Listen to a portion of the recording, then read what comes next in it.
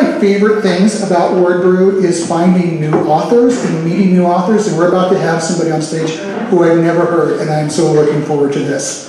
Amber James is a speculative and literary fiction writer. She completed her first spec-fic novel, Come Back Around, as a member of the 2017 class of the Loft Literary Center's novel writing project. She recently finished a series of 6 short stories and is at work on her second novel. Before becoming a writer, Amber was a bookseller on the West Coast. God bless you for selling books. At independent bookstores, she now lives in Minneapolis with her wife and her dog. Please welcome Amber James up to the stage.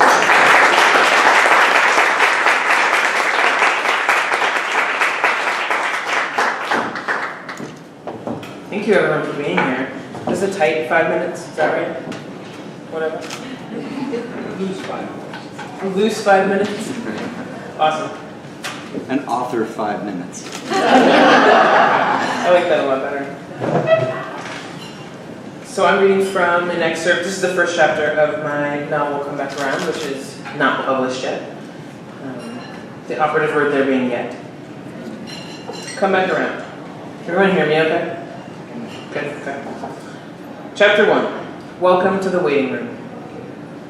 William wakes in a stadium, sitting in a second-run movie theater chair. Disoriented, he blinks into the gaping space beneath him and wonders what the hell he's doing in a stadium. The sky is blue, clouds drift by slowly.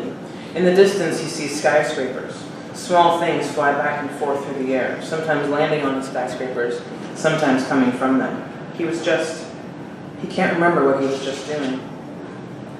Walking in the woods after dinner, maybe? Or reading the paper over coffee? The time of day might help jog his memory. Yes, start there. It was a scream burst through the air. William grips the armrests and looks around for the source. He's not alone here.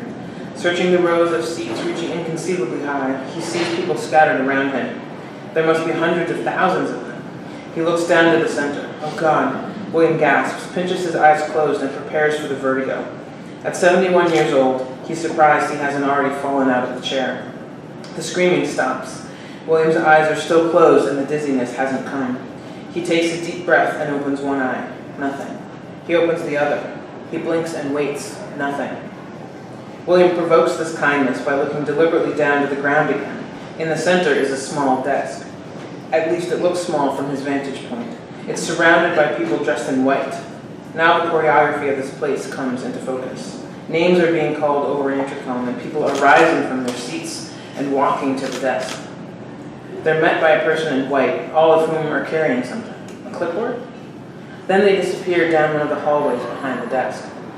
Wait, he can see all that. His eyes and knees are daily reminders that he's closer to the grave than the cradle. Removing his glasses from his crooked nose and small ears, William continues to watch the goings-on around the desk.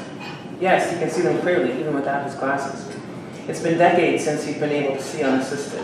All those years running a laboratory, squinting through microscopes, and reading by candlelight as a child have had a cumulative effect on his vision. There is a logical explanation for everything, and his current situation is no different. He just needs to think. Now let's see, I was walking in the woods behind the house. Yes, that's right. After dinner, twilight. Did I bring my rifle? No, I didn't. Then I fell? Yes, I fell down and then I was here. Which is where? William looks around for an answer, as if with this new information his surroundings will suddenly make sense. A young woman sits a row away. She's dressed strangely in tight-fitting denim, a rainbow-colored long-sleeve top that shows too much cleavage in his opinion, and an equally colorful bandana around her forehead. A prostitute, he assumes. Excuse me, young lady. Oh, what? William tries to stand and can't. Twisting and pushing in his seat, he's stuck. You have to stay in your seat until your name is called. William looks up at the woman. What? Why? Dunno. That's just the way it is here. Haven't you noticed that the only people walking around are the people whose names are called and the people in white? I've been calling them white clouds. Yes, I noticed. Hey, my name's Brooke. What's yours? William. Nice to meet you, William. So how'd you die? What? How did I? All the pieces he's gathered of his last memory come together in a flood. Before he'd fallen, he'd felt a pain in his chest. And before that, there'd been a loud boom, or a bang, like a gunshot. A gunshot? He searches his chest and torso. No blood on his flannel shirt, no holes either, and no pain. Oh my God. Chest heaving, his head sinks between his shoulders as if the muscles in his neck are going slack. The random people, the white plaids, being trapped in his seat by an unknown force, being shot. William is screaming. He hears his own echo begin before he finishes. Shit, you didn't know, did you? Had he known today would be his last, he would have finished renovating the bathroom, written George back and picked apart his latest theory, opened the envelope the private investigator had mailed days before. He would have found Anna and his ungrateful children. No, William replies. No, I did not. Oh man, sorry to be the one to tell you. Shit, you would have figured it out eventually. It's just really obvious once you start paying attention to what's going on around here, you know? The only thing I don't understand is why everything isn't white. I mean, like, what's up with these ratty movie theater seats? I would have expected the afterlife to be totally white, like really clean looking, you know, like posh. These chairs look like they should smell like stale popcorn, but I can't smell anything. Can you? He sniffs the air. No, I can't smell anything. That's weird, right? Not that I know what the afterlife should smell like, but I think it would smell like something, you know? Will you stop talking? He yells. I just died, for Christ's sake. Show some respect. Oh, sorry, man, we've all just died, by the way, so, like, you're not special. Whatever, didn't mean to bother you, just trying to make conversation. Well, don't. Hey, you're the one who talked to me, remember? Leave me alone. All right, man, whatever.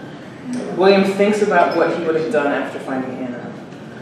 Why had he bothered searching for her all these years? Would he demand she come back to him? He would definitely find out how she'd done it, how she'd managed to disappear without a trace for 20 years. So do you remember how you died? William sighs. Who knows how long he'd be here? He might as well tell someone. Right before I fell on my chest hurt and heart attack. Classic for fat old men. That's not it. Sure it is. You all just eat like shit and don't exercise, right? The exact same thing happened to my stupid fat dad. Your cholesterol and blood pressure are too high. The doctor tells you to cool it on the bacon, but you don't care because it's delicious and what's life for not to gorge yourself to death. And then you die and everyone says, I told you so, except you're not around to hear it. It's fucking selfish. She sniffles and wipes her tears on her sleeve. Not that I owe you an explanation of my death, Miss Know-It-All, but it wasn't a heart attack. Okay, what was it then? I was shot. Damn, like murder? Or was it an accident? Oh man, that's intense. Where were you shot? Who shot you? William has no memory of where the shot came from, except that the shooter must have been in front of him. He tries to remember, but he can't see his murderer's face.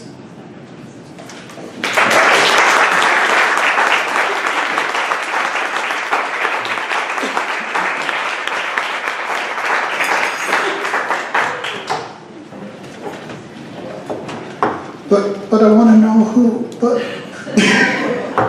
So I'm going to look forward to seeing that when that comes out and reading that. Give another round of applause here.